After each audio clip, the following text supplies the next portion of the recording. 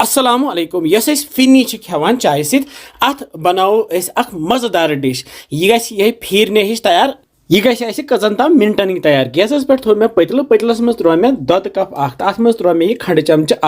ये त्रा यह सब्ज ٲlہٕ पाउडर चमच ओड़ तो ये अनो ग्रेक दोद ग्रेकन अकिस 2 मिनटन मे बाजार ओनमुत फिनी पैकेट 1 किलो यह हल्दी रामच फिनी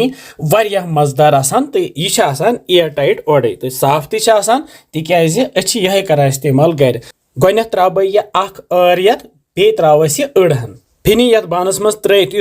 दोद ग्रेकनो तो यह त्रो ग्रेकवन दोद ये फिनी पे वो अत ग्रेक अन जरूरत कहें तो इथे कन त्रो दोद पे बे ताई मज थमित मे क्या मिक्सड ड्राई फ्रूट नुक नुक कर ये मज काजू किशमिश बादाम पिस्त तो बे क्या खोपर खंज इन त्रेथ पे तो सजो मे अमी सत तो खेमो यह गर्मा गर्म या थो फ्रिजस मज तो पे खेमो ठंड ठंड वारिया मजेदार तो वारिया ताकती तुम बनाइजो यह जरूर।